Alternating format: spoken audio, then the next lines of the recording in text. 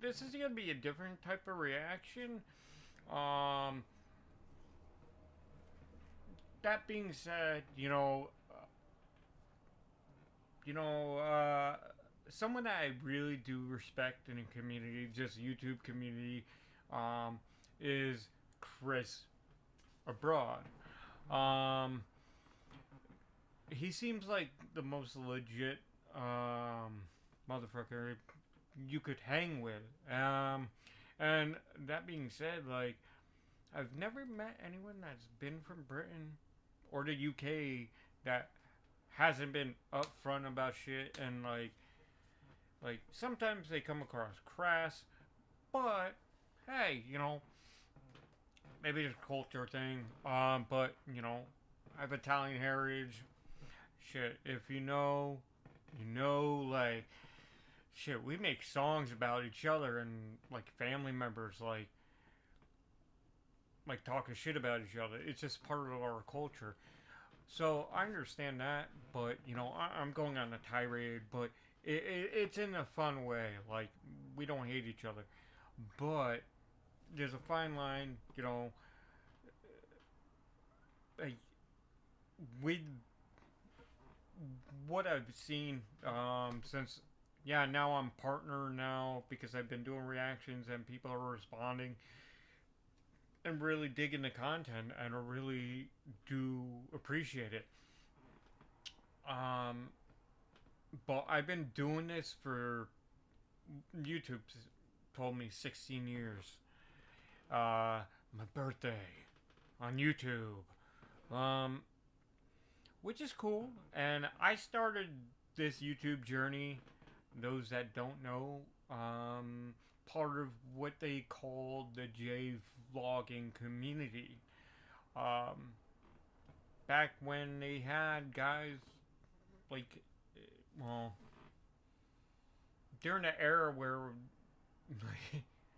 I remember watching Philip DeFranco, like in his humble beginnings on YouTube.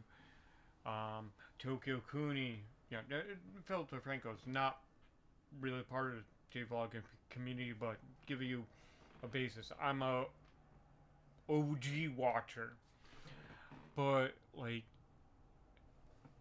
J-Vlogging community has changed, and no one really says it anymore. Um, I met a lot of cool influencers, you could say, and a lot of them I have become friends with. Like Radbury, cool dude. Like he's still doing his thing with Sonic and really diving into that. So shout out to Radbury. Um, Good friend Betamax DC. Um, we've collabed on music and all that. So there's some good stuff that comes from doing YouTube and being involved in the community. And and hell, I met Tokyo Kuni, really down to earth, like the nicest person you could ever meet. Honestly. But that being said, like I think Chris has been doing something very special that we all know. And apart from the hey, here's another Japanese vending machine where literally everyone was doing that so fucking much. Like, how many times can you rehash um, corn in a fucking can? Hey, if you like it, you like it. That's cool. It's all good. But so many videos, and I don't click on those all the time. But I do enjoy watching people like experiencing Japan for the first time and all that. Um, Kind of makes me feel a little nostalgic. I didn't live there. I was there for one time, well, two times.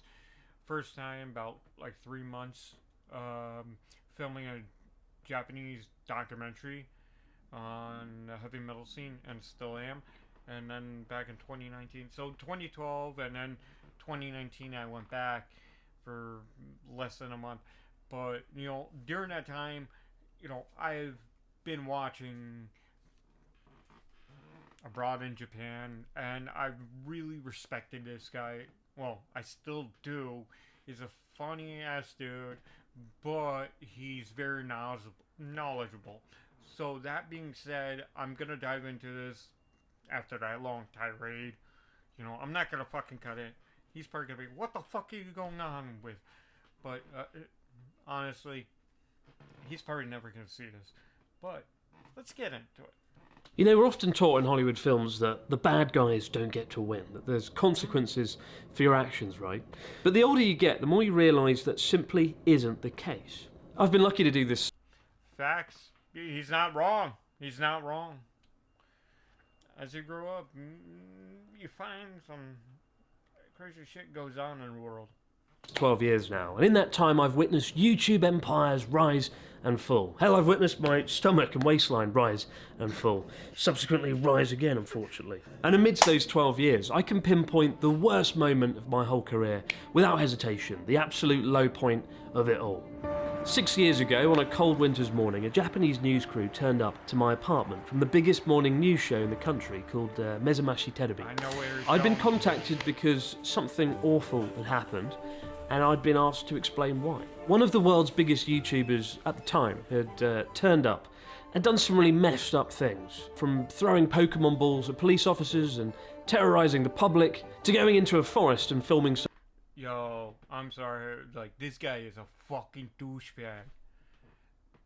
I do not like him. He's a fucking douchebag. I don't care if people say he's a great wrestler or whatever. He was a fucking douche bag to the highest fucking level. Who the fuck goes to another country and starts, you know, yeah, the most men like throwing Pokeballs. I can't even say that's forgivable, but like throwing fish on fucking taxis, you're going in someone else's different country, and then Chris is gonna get into it, but this guy is a fucking piece of shit. I do not like him. His brother's a shithead too. Like Tyson should have knocked him the fuck out. I know he got his bag and it was it was an expedition match. We all know that. Tyson would have knocked him fucking out. We all know that. But anyways, yeah. I do not like these two brothers. The piece of shit. Something so horrific. I can't even explain what it is because it would instantly have this video blacklisted. What, you never stand next to a dead guy? Yeah, that shit was fucked up. Like, who the fuck does that and thinks it's fucking funny? Like, I can't even mention him, but like, man, I remember hearing that. Like, talking to my friends in Japan, like, everyone was pissed off. You know, my immediate thought, because I filmed in Japan, and Mike went a little back, you don't want that perception because some douchebag. And the fact is, like, luckily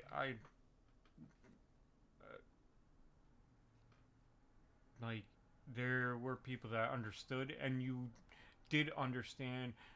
You're going in someone else's country. You are an ambassador to that country, because it makes me really think about one time. Like, I was in a bar in Shinjuku, in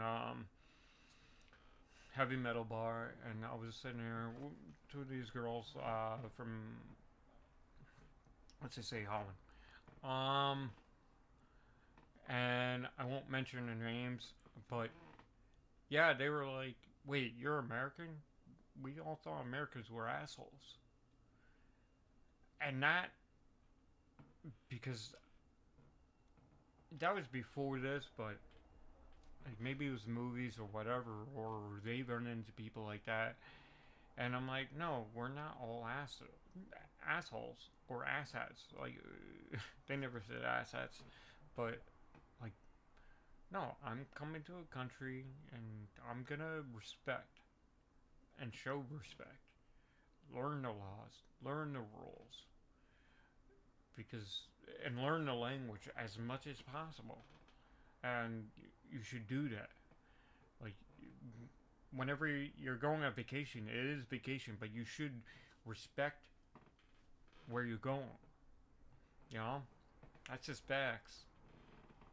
But they definitely did say to me, like, oh, sorry, we didn't know. And I hope that actually changed their mind on how definitely Americans and Westerners are perceived, because, we're not assholes. We're not all assholes like the Paul brothers.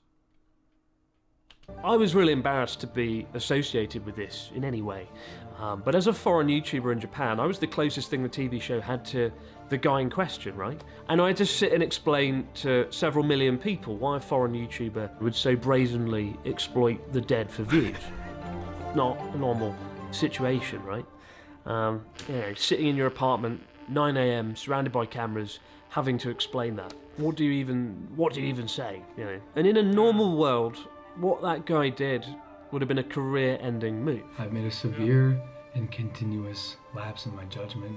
If not that, then perhaps another video he posted just weeks later, tasering dead animals and attempting to give CPR to a koi carp that he pulled out of the water. Lapse in my judgment. And in Fucking douchebag. It's like, seriously.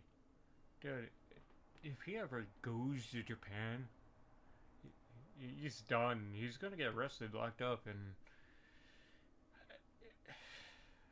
he would deserve that. Just look at him. He has a douchebag face, Like, and like, hey, if you're born with a douchebag face, don't be a douchebag. But I guess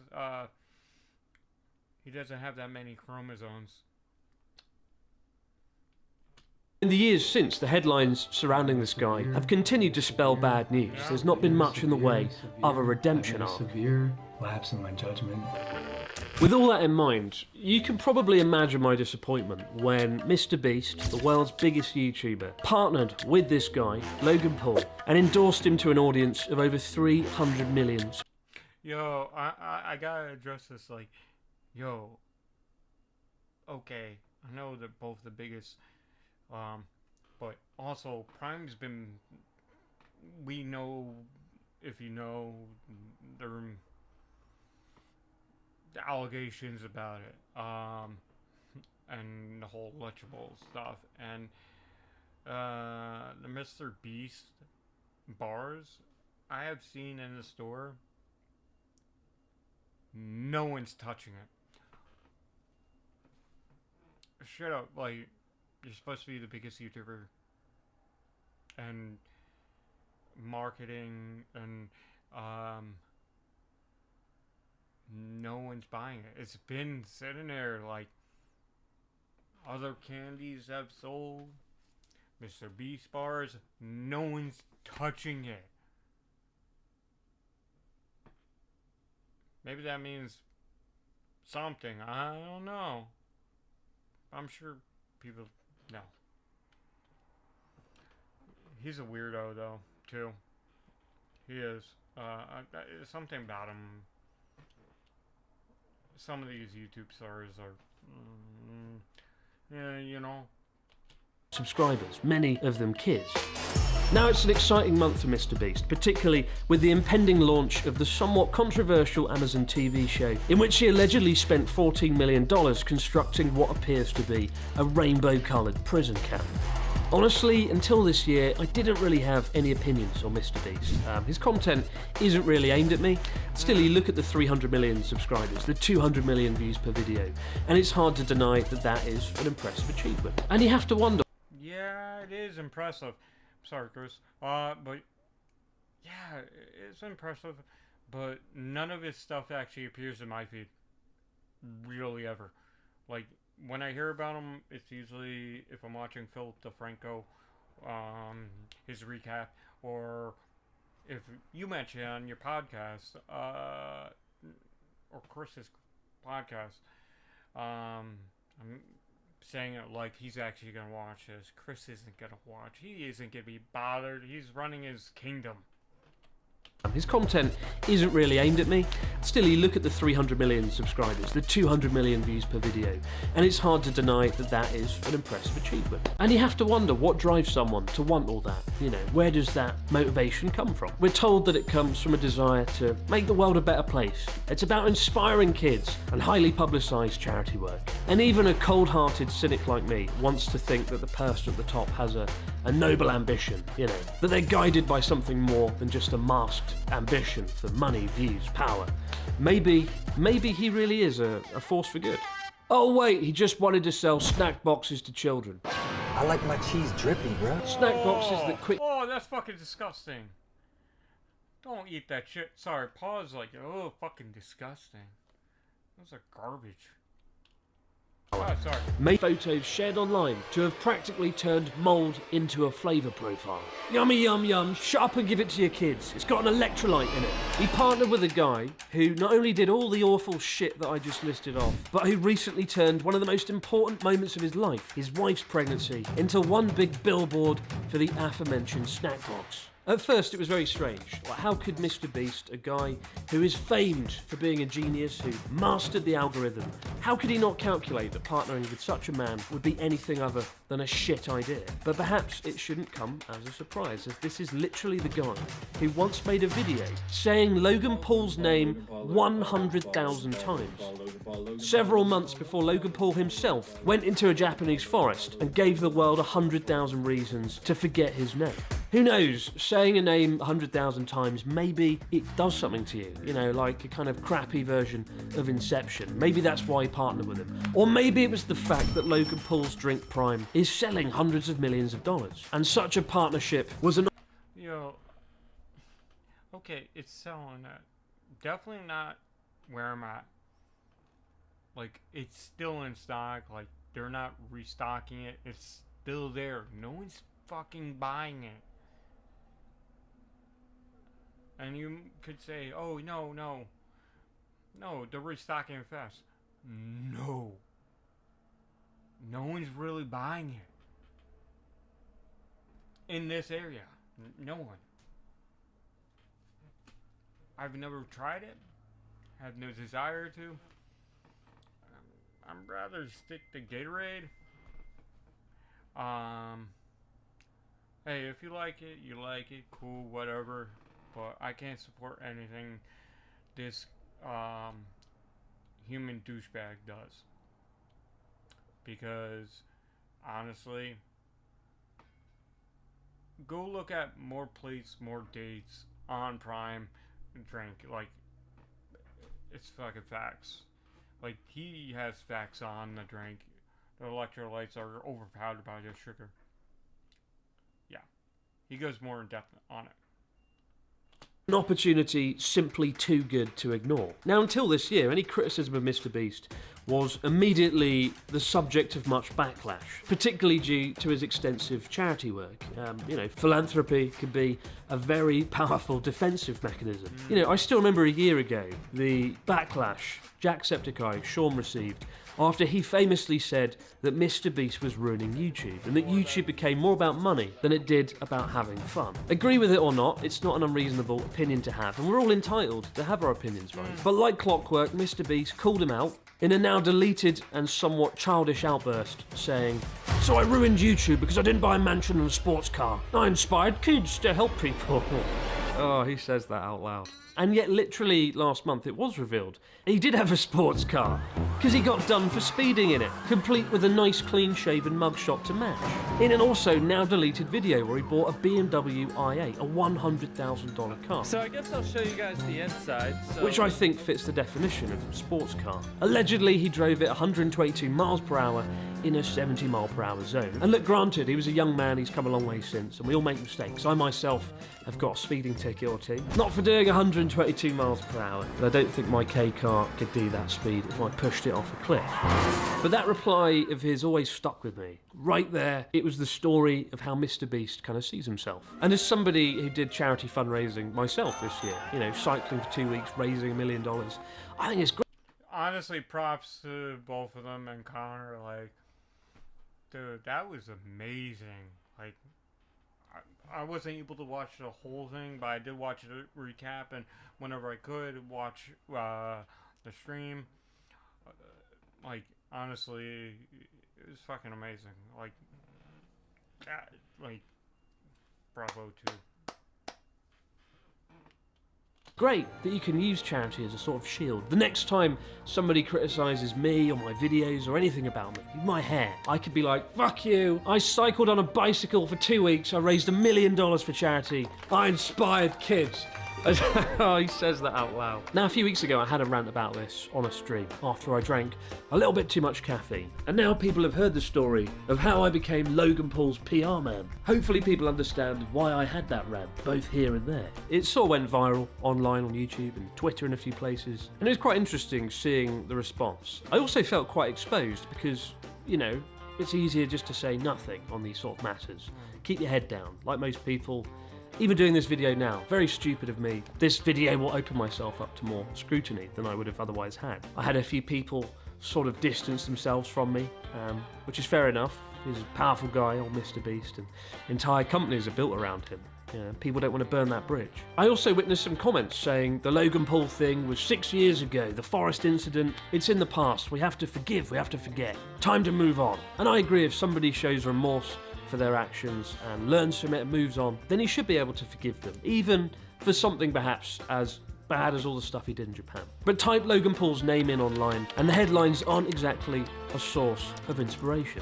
It's never too late to turn it round, of course. Last year I made a video on 2 influencers who were kind of the spiritual successors to Logan Paul, who came to Japan and did some really fucking stupid things. One of them didn't learn from his errors and is now in a South... Dude, this guy, Johnny Smalley, he's a fucking scumbag.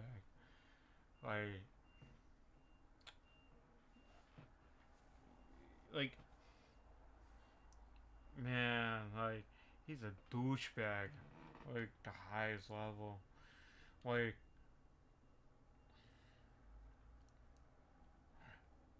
Put it this way, Logan Paul's more of a classy douchebag. Johnny Smalley, he's a straight up douchebag. He got flies around him. Like the shit he does, I'm glad he got fucking punched.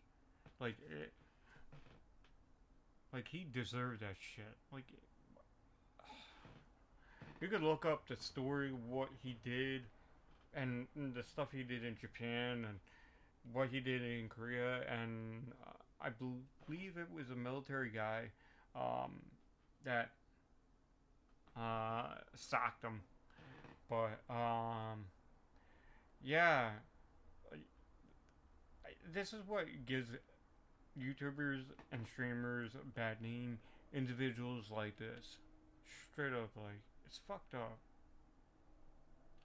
Korean jail. And the other guy, who rode a bullet train without paying, went back home to Cyprus to become a member of parliament in the EU. Yes, it seems Phidias, the man who treated Japanese infrastructure like his personal Disneyland fast pass, is now the Che Guevara of Cyprus. But whether I like it or not, and I definitely don't, this drama crap matters, because when I run into a friend, family, viewer, the first question they always ask is, oh, what do you think about that drama on YouTube? What do you think about MrBeast's mouldy lunch? I like my cheese drippy, bro. What do you think about Hawk Tour coin? Give him that Hawk What did you think of Logan Paul's brother fighting a crippled pensioner and acting like it was somehow a victory for the ages? The influences we see, the drama that unfolds, it all matters because that is how people perceive YouTube in the modern era. And this week's most notable controversy is a good example of that. With Hawk Tour Girl selling her audience an incredible new cryptocurrency that hit a market cap of $500 million and which crashed shortly thereafter, losing 95% of its value and leaving thousands of her viewers out of pocket. What makes it crazy is how she condensed the 5-year lifespan of a modern influencer into just 2 or 3 months. Step 1, have a viral moment. Step 2, have a podcast. Step 3, unleash a cryptocurrency, which quickly goes wrong. And you know, it can be easy to mock the people that bought the coins from this cryptocurrency, right? It shouldn't take a Harvard scholar to work out this isn't somebody who should be masterminding a fucking currency. But the really sad thing is her viewership trusted her. And whatever you think of those viewers, it's kind of sad, really. Now, when my initial rant got picked up on stream a few weeks ago, it was sort of misconstrued. People thought my argument was making money is bad, or making money is bad as an influencer. which simply isn't the case. And if it was the argument I was making, it would be very hypocritical as somebody who's done sponsored segments myself. If I hadn't said yes to a few sponsors, I couldn't have built this epic studio. I couldn't have hired a team to create Japan's largest travel series, Journey Across Japan. We had 63 episodes, and only one of them had a sponsored segment in. Very proud of that. And I couldn't have spent 6 weeks in autumn producing a documentary about a Japanese town that tragically got completely destroyed in an earthquake. Please watch the documentary if you see it come up next week on YouTube. Yeah, I honestly can't wait to see this documentary. I've been hearing him talk about it for quite some time. And Chris is one of his... Yeah, he's a YouTuber, but he's a really amazing documentary filmmaker. That's, you know, as someone that's been doing a documentary, like you see what he's doing, and it's just high class. Like he's born to make film, like, and tell stories and show the stories, and he's the most genuine person that what I can see from his videos and his documentaries. Like, a lot of his videos I'll rewatch because I really enjoy watching them. That's just facts. I don't really go out of my way to rewatch a lot, but I really enjoy what he does. Like, and that's not brown nosing. Don't get that construed. That's just a respect thing. Chris, keep doing what you're doing. You're doing an amazing job, man. I really appreciate it. Maybe down the line, I could interview you on my podcast and just talk shop about filmmaking and your influences. Not to make it about me to get a big get. It's not about that. It's about, like, I enjoy talking to people that really have a passion for storytelling. So,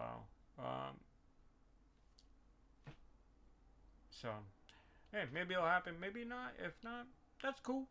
I'll still support you, man. Keep doing you.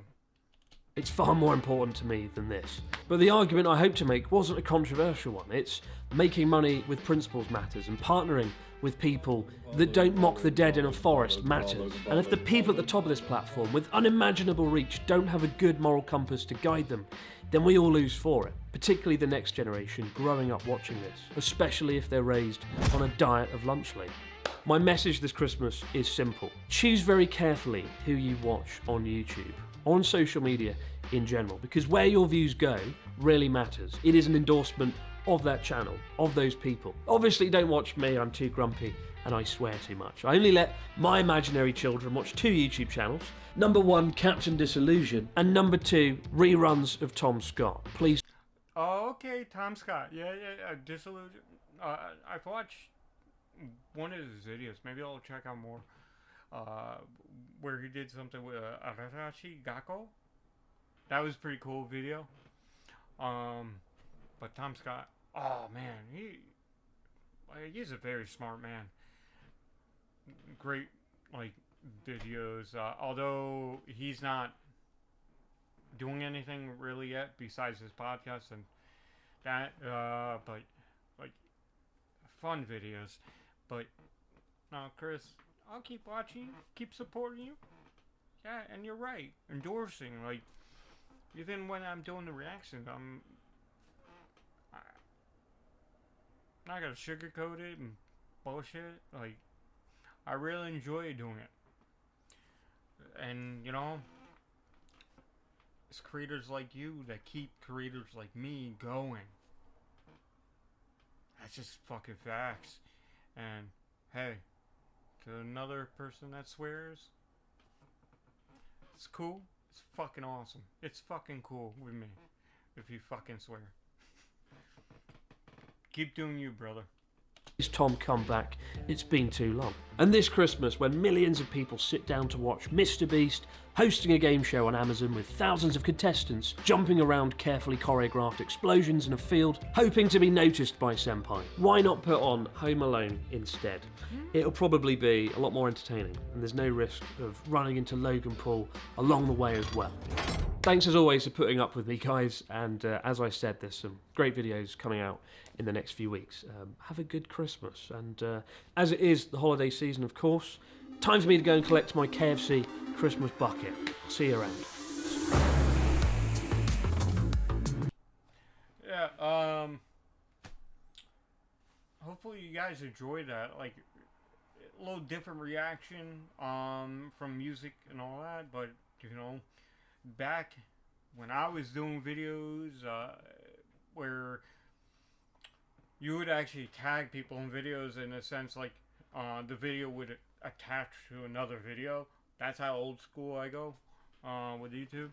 But like you would have that general reaction video to, or like a response, like back when there's 5 Awesome Drunks. I didn't really get around with a fake Sagan era, but those that know will remember that, and some of you be like, what the fuck are you talking about? You really have to look at it. But yeah, it was an actions through like doing these videos, and that's kind of why I restarted doing videos again after so long, and you know, doing reactions, and it's kind of apropos doing a reaction to what we would call back in the day J-Vlogger. No one mentions that anymore, but like Chris's OG. So hey, you got my support, brother. Keep up the great work. Can't wait till that doc comes out. Appreciate what you do in the community. Keep everyone level-headed and always having fun watching your videos. But for everyone that has made it this far, I really do hope you enjoyed the video. And if it's the first time known about Chris, which I'd be kind of shocked, he's one of the biggest YouTubers. Go check out his channel. Watch his videos. He's very insightful, and if you plan on going to Japan, very knowledgeable. Like, and he's funny. Like a funny dude. So, go give him some love. Anyways, peace.